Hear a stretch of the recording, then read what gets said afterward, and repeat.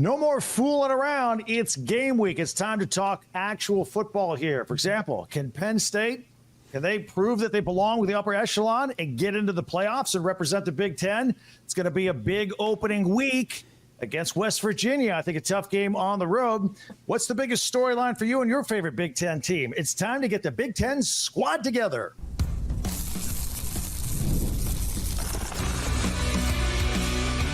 You are Locked On Big Ten, your daily podcast on the Big Ten Conference. Part of the Locked On Podcast Network, your team every day. Welcome to the Big Ten Conference Squad. All right, sit back, grab a beverage, enjoy, and get ready for the upcoming college football season in the Big Ten. I'm Craig Shemon, host of Locked On Big Ten, and today our program is brought to you by 5 Hour Energy. 5 Hour Energy fixes tired fast. With zero sugar and a convenient portable size, it's the perfect pick-me-up for getting stuff done. Go to 5hourenergy.com and use the promo code LOCKEDONCFB to receive 20% off your order.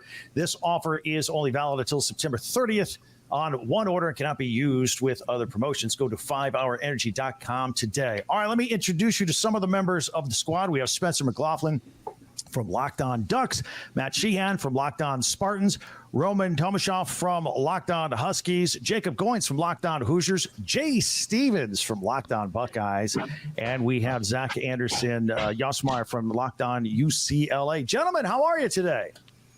Ready for football. Let's do it. Same. I am very ready. Let's get started here, and I want to get some predictions here because these first games for a lot of our teams, let's face it, they might, I don't want to say easy wins, but they might be blow-off games. I'm not blow-off games. They may win rather easily in a lot of cases. I know Ohio State, Jay, is a 49.5-point favorite. So I'll start with you, though, Spencer, in Oregon. Welcome to the Big Ten. What is the first thing you're looking for this weekend, taking on Idaho? What are you going to get out of this game? How Dylan Gabriel looks in a Will Stein offense compared to Bo Nix. Is it going to be the best measuring stick going up against the Vandals? No. But is it the worst FCS program you could go up against? Also no. They were in the FCS quarterfinals a season ago. The Kibbie Dome is kind of lit if people did not know. But I think that for Oregon, that's the biggest question I have offensively. And I expect Dylan Gabriel to have the best statistical season of his career. I think he pushes for a 4,000-yard campaign, accounts for probably around 40 touchdowns or so, and keeps the interceptions under 5 and completes close to 70% of his passes. And this will be the first step towards accomplishing those sorts of numbers, to having that sort of season. And how he looks in the offense compared to what it was last year with Bo Nix, you have a lot of the same players on the O-line, tight end room, receiving room. You have the same offensive coordinator, same head coach. You just have a different quarterback. So how does that look? I have confidence because I've seen everything else. I haven't seen Dylan Gabriel yet. Really excited to see how he thrives. All right, you're predicting a win, a blowout win? Yeah, I think that's going to be a comfortable Saturday afternoon at Autzen.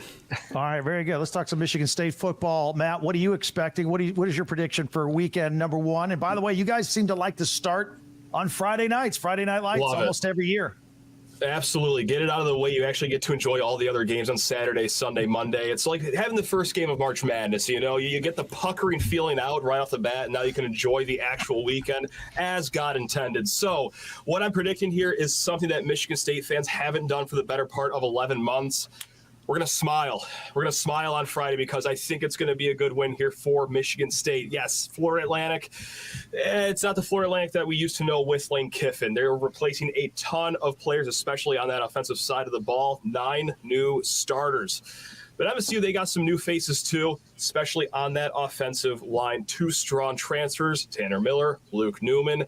Need to see them perform against a pretty solid FAU front. Again, by and large, not a fantastic team, but still 6 returning starters to that front 6 of the Owls. So this is going to be a good test early on against a group of 5 teams. So I expect a smile, a win, and hopefully some good offensive line play so we can continue to smile throughout the rest of the season, unlike last year. All right, Roman from Locked On Huskies. We're going to have to stay up late for this one against Weber State. What is your prediction? I think we're going to see a really well-coached team on both sides of the ball, where the number one thing that I'm watching for with, 20 new starters, it's a tired, conversation point with Husky fans now, where they just want to see the team on the field. And I think with Jed Fish's offense, with Steve Belichick's defense, we're going to see a really well-coached squad on both sides of the ball that's going to score some points, going to generate some turnovers, and be a lot better than some people think. All right, Jacob from Locked On Hoosiers, Florida International. Curt Cignetti's going to win his first game ever as head coach of the Hoosiers, right? Absolutely. Yes, he will win the first game. I want to see fans show up, fans buy in the same way that the entire university has done. And yeah, he's going to win game one. I'm not going to say it's going to be easy or look pretty while they do it, but they are going to win game one and possibly game two before they open up with UCLA in the Big Ten. All right. And, I think Curtis Rourke is going to start at quarterback. By the way, what's the skinny on that Tyler Cherry kid from Center Grove, the freshman? How's he coming along? He's good. He's going to be, in the backup role, and he's got a lot to learn. The talent is there, but you got a guy in Curtis Rourke who's played a lot of college football, who's been playing for going on 6 years now. So he'll be the starter, but Tyler Cherry could be the future here in Blue. All right, so Indiana, Florida International, and Michigan State with Florida Atlantic. I told you, I live in Florida. I get those guys mixed up all the time, and we got them in the same segment talking about it's crazy. All right, Buckeyes. This is supposed to be the season.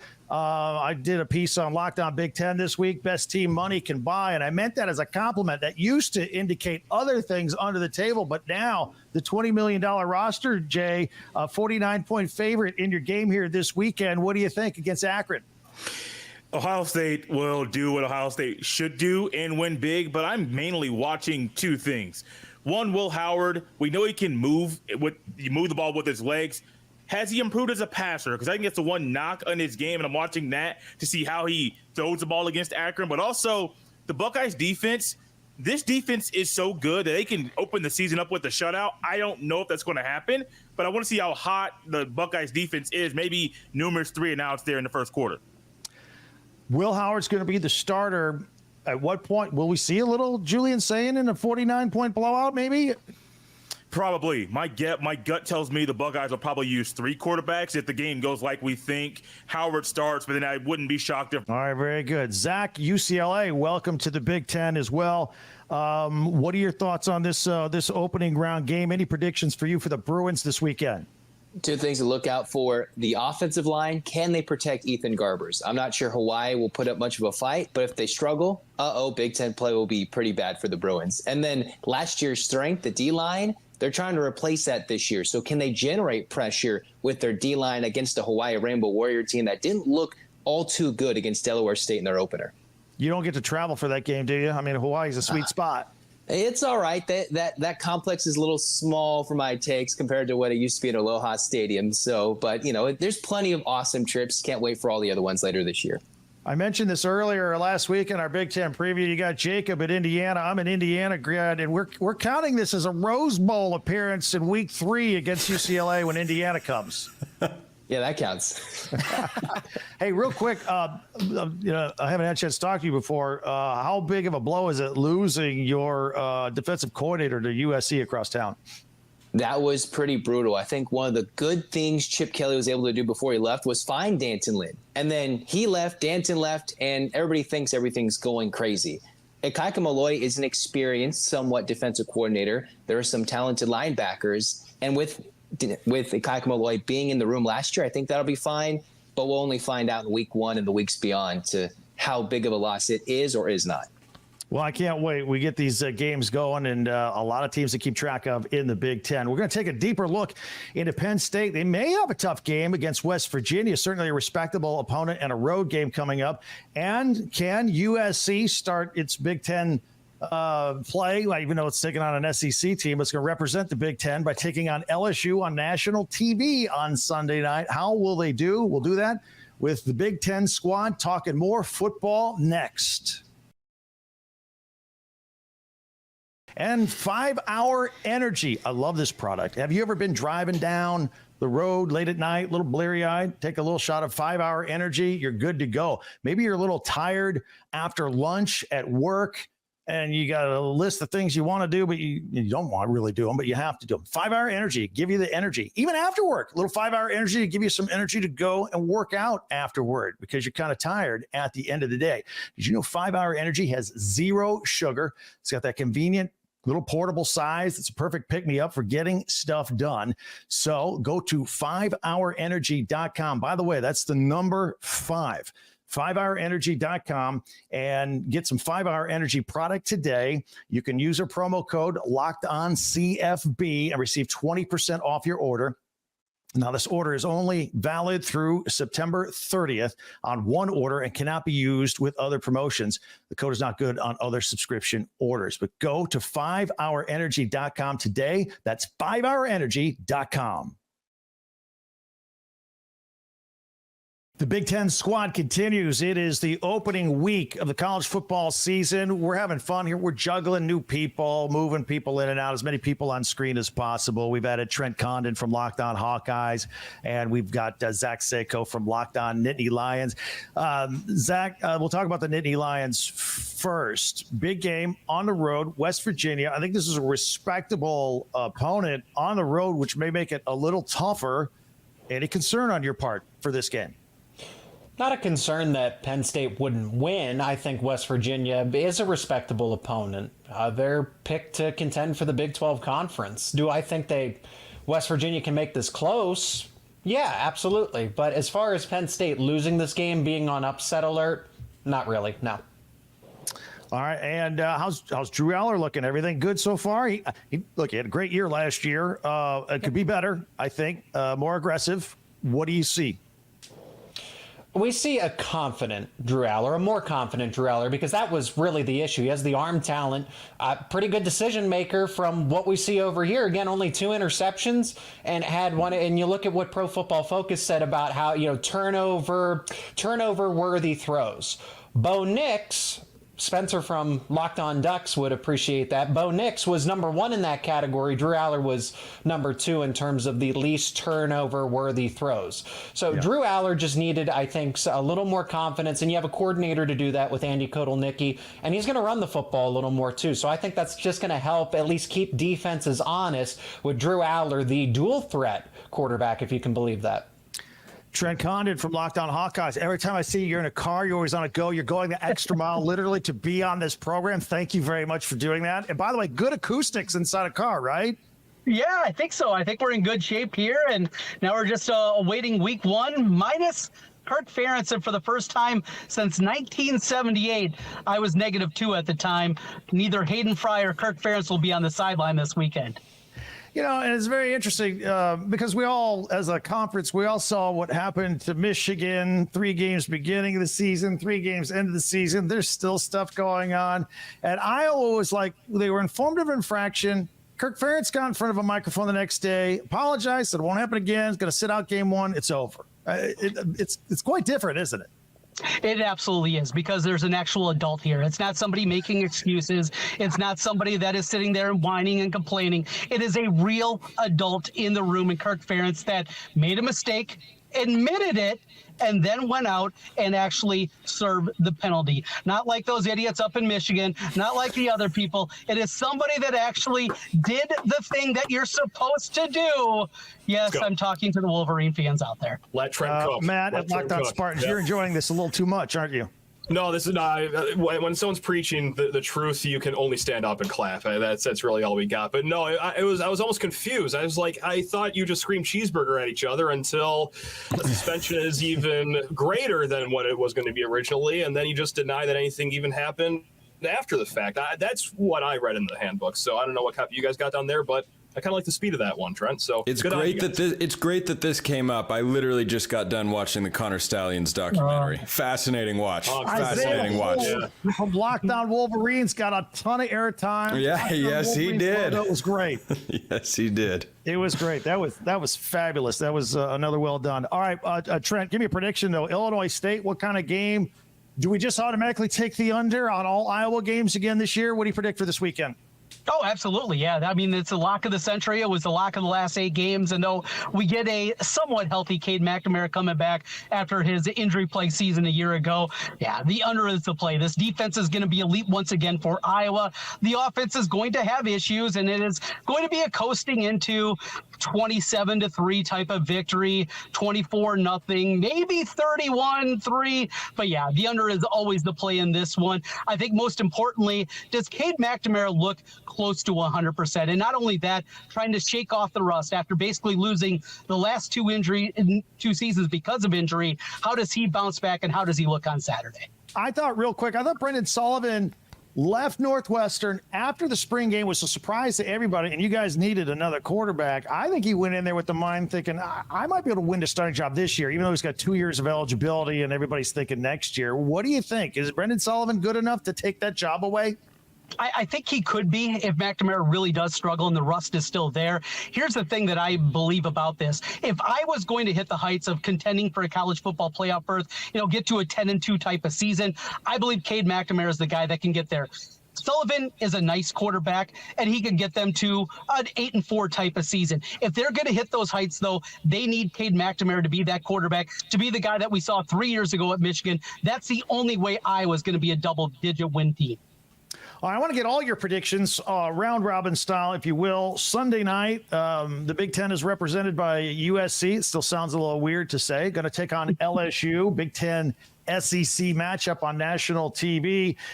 Zach, locked on UCLA. You maybe know USC the best out of the bunch of us. How is that game going to go? I personally, I'm predicting a shootout. Neither of them play much defense. I think this is going to be a high-scoring game, but who wins it? What do you think? Well, if Lincoln Riley finally found a defensive coordinator to stick, maybe it'll do something. Both teams, I think, changing quarterbacks. Which quarterback is more week one ready? I really don't want to choose USC. I might go with them week one against everything. We'll go 28-21 and just appease some teams across town. All right, let me pop up to Spencer, since you also represent the old Pac-12 guard now in the Big Ten. USC versus LSU. What do you think? I got the Trojans. I've liked the Trojans for a while. Oddly similar teams here. Third-year, high-profile head coaches who came from big schools, changing from Heisman-winning quarterbacks. Change your defensive staff because it was a complete mess, but it still should be positive offensive situations in both Baton Rouge and Los Angeles. I've got the Trojans winning this game. I think it is a 34-28 affair. And I think that Lincoln Riley gets maybe the biggest win that he can get early in the year, that he could reasonably get early in the year to silence the critics. 38-24. That's a 34-28. 34-28. Oh, that's still a defensive battle. It's a slugfest. Zach Sako, you're neutral on this. Give me an opinion. Who do you think wins that game Sunday night? I mean, neutral, but Penn State does play USC at some point, so this is a good opportunity to at least get an early scouting report of just how they handle a brand new opponent in this case. I like a shootout because you have Miller Moss versus Garrett Nussmeier, and you have two very offensive-heavy teams, and LSU just kind of keeps reloading at wide receiver. So I will take the Tigers in this case because I think D'Anton Lynn's defense won't settle in until the middle of the season there. I'll go 38-35. LSU over USC. All right, Trent, how about a prediction from the Hawkeyes on the Sunday night game? Well, I went over to my FanDuel account and I threw a couple bucks down on Mason Miller to win the Heisman. So let's kick it off here. USC 31-24. They get the victory, and Mason on his way 40-1 to win the Heisman Trophy here in 2024. Very nice. Matt, locked on Spartans. You get the last word. What do you predict Sunday? Defensive deadlock. I think it's going to be LSU 38, USC 31. Look, what I like about LSU, they're bringing back 4 starting offensive linemen. Like, that just pays dividends, especially early in college football. We all saw that in week 0 with Georgia Tech. My God, they had their way with Florida State. So LSU, yeah, we all know that it's guns a-blazing in the pass game. I can see them making some hay in the run game that can be the difference here.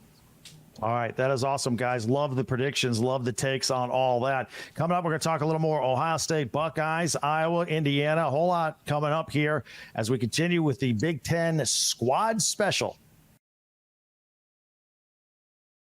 Also, I want to tell you about FanDuel. He mentioned FanDuel, putting a little something on it. FanDuel, you've heard us talk about FanDuel all the time here. It is America's #1 sports book. We have something a little different for you now. Through September 22nd, all FanDuel customers can bet $5 and get a 3-week free trial of NFL Sunday Ticket from YouTube and YouTube TV. Then, with a YouTube TV base plan, you'll be able to watch every regular season Sunday afternoon out-of-market game. All you need is a Google account and a current form of payment, and you can cancel anytime. Just visit FanDuel.com/lockedon and download America's #1 sportsbook. Factor, I got to tell you about this. You fuel up the body with Factor meals. This is fantastic. I hate coming home tired at the end of the day. Oh, what am I going to eat? Factor helps you out. No mess meals. You can meet your wellness goals. And they've got a menu of chef-crafted meals and options. You can watch your calories, protein meals, keto, whatever you're into, they've got it. Factor's fresh, never frozen meals are dietitian approved and ready to eat in just 2 minutes. 35 different meals and 60 more add-ons as well. It's a great way to kickstart a new healthy routine. Make your day delicious from breakfast to dessert. Throughout the whole day, lunch, dinner, they have it all. Treat yourself to restaurant quality meals that feature premium ingredients like filet mignon and shrimp, for example. Head over to factormeals.com/LockedOnCollege50 and use the code LockedOnCollege50 to get 50% off your first box plus 20% off your next month. That's code LockedOnCollege50 at factormeals.com/LockedOnCollege50 to get 50% off your first box plus 20% off your next month while your subscription is active. Check it out with Factor Meals. As we continue with our Big Ten squad special, getting ready for week 1 of the college football season. It is finally here. We're very excited. And, of course, here talking still with Spencer McLaughlin from Locked On Ducks, and Jacob Goins is back from Locked On Hoosiers, Roman Tomashoff from Locked On Huskies, and Jay Stevens from Locked On Buckeyes rejoining us here. And, Roman, let's talk a little bit more about the Washington Huskies. You know, when we spoke last week, I still think you guys are like the mystery team. And, Jed Fish, he comes in here, in Arizona, he took over a team that was broken, built them, and left the cupboard full. They're a ranked team this year, what he left behind. And that's his reputation. That's what's appealing to Washington, is he can come in there, and it's hard to say rebuild a team that went to a national championship last year, but they are kind of starting over. Yeah, that's one of the most interesting things about this team, Craig, where the more I look at it, there are so many new starters that are coming in. Washington fans, like I said a little earlier, are tired of the whole, 20 new starters on this roster sort of thing. But when you look around, this is a really, really exciting team in a lot of different ways. When you look at some of the guys that Jed Fish brought with him, whether it be running back Jonah Coleman, cornerback Ephesians Prysock, there are some really talented players all over this roster. And I think one of the most important things when you think about what Jed Fish can do for a program, you think about the coaching staff that he brought with him, where he brought 7 of his assistants from Arizona. He hired 2 of the remaining 3 positions he needed to fill from the New England Patriots, including defensive coordinator Steve Belichick. And the last guy he hired was Robert Bala, who was Dick Saban's linebackers coach last year. So he's put together a really fun coaching staff that is in a really great position to, in the first year in the Big Ten, it still is weird to say rebuild, but rebuild this roster. Since you were in the Pac-12, give me your assessment of Southern Cal and how you think they'll do on national TV against LSU on Sunday. I'm a huge Zachariah Branch fan. I love watching that kid play. But I'm also a really big fan of what this LSU offense is going to be able to do. I do have the Trojans dropping that game. Give me 31-28, just to differ a little bit on what Spencer's doing up there. But I think that's going to be a really fun game. I think we're going to see a really big year from Zachariah Branch, and I think he could lead the whole nation in receptions, if I'm being really honest. Jay Stevens from Locked On Buckeyes. The expectations this year are suffocating, I think, for Ryan Day. I just saw a quote from Cardale Jones, former quarterback, former national champion, former Urban Meyer guy. And he's like behind one of the 2 major nil collectives for Ohio State. And he flat out said, hey, we're not just going to be happy with just beating Michigan or getting to a Big Ten championship or even getting to the playoff. We have to win it all. That's a money guy now, a former player who's behind the money, the nil money behind this roster, have to win it all. That's threading the needle on expectations there at Ohio State. Yeah, they're putting a lot of pressure on him. Cardale Jones, I remember the quote he actually had, I didn't come here to play no school. It's true. You go there to play football. And Ohio State, the coaches are saying it, the players are saying it, the money's behind it. It's now going out there and winning. Do we actually think Ohio State's going to be able to do that this year? And I'm an Ohio State person. I have my own thoughts about maybe they may not be able to do it, but also if they get the quarterback right, Ohio State's in a great shot with the roster right now to win it all this year. Well, it is. It certainly is high expectations. I don't know if it was more of excitement or like a nervous energy behind the scene, but it's certainly the elephant in the room each and every week. I'll take you outside of your game against Akron. We've been talking a lot about a couple other big games in the Big Ten, USC and LSU, and of course Penn State on the road against West Virginia. Any predictions by you and any thoughts this weekend? I'm going with Penn State. I would feel a little weird how I went West Virginia. I know Morgantown's going to be rocking, and I know it's going to be a fun atmosphere there, but I think Penn State's too good, and if Drew Aller wants to kind of change the narrative about him, this is the time to do it. You can start week 1. Just go out there and win that game. Jacob from Locked On Hoosiers, how about your thoughts as we look at some of the other big boys on Sunday night? How about your predictions for those two games I just mentioned, Penn State and West Virginia, and, of course, USC and LSU? Well, first of all, I want to make sure that everybody knows we say that in Bloomington, too, that it's championship or bust this year. So we're in the same boat as Columbus, just so everybody knows. No, on those two games in particular, I think Penn State, if they don't show up and play their best, they can lose. I think West Virginia is sneaky talented, sneaky good, and in a conference that a lot of people are going to kind of write off this year. But I think Penn State will get the job done. And then I'm taking LSU. I'm going to take Garrett Nussmeier and LSU to beat USC on that Sunday night. I think it'll be not quite a 65-60 shootout, but it's not going to be in the teens either. I'll take LSU. We'll say 31-20 LSU over USC. I just think they got a little bit more talent than USC does. So give me 20. LSU. Yeah. All right. That's right, Spencer. Mark it down. That's a selection. Spencer on Locked On Ducks. I already asked you about the Southern Cal game. How about West Virginia hosting Penn State? Is it going to be any difficulty for Penn State being a road game for them? Well, I hope nobody looks at the point spread of Penn State minus 8.5 and thinks, well, no chance at an upset there. We had a 10.5 point underdog win outright in week 0 in Georgia Tech. Could we see that again? No, I don't think so. I love this Penn State team. I love what they have coming back and what they have brought in. I know they lost both coordinators, but one I think was by choice and one, of course, was not. But I like the move that they made to bring in Tom Allen, someone who Jacob is very familiar with on the defensive side of the football. Andy Kotelnicki as the offensive coordinator with Drew Aller. It doesn't need to be Kansas-level offense from last year. It just needs to be a little bit more capable against the big boys. I like Penn State. I think they're going 11-1 this year, and I think they're winning big in Morgantown. All right. Great job, guys. We're looking forward to the season. Looking forward to working with all you guys each and every week. To our audience out there, you can follow and subscribe your favorite Big Ten team from Locked On. We'll be covering your favorite team every day throughout the season. And don't forget, I'll have you covered with the entire conference every day on Locked On Big Ten, part of the Locked On Podcast Network.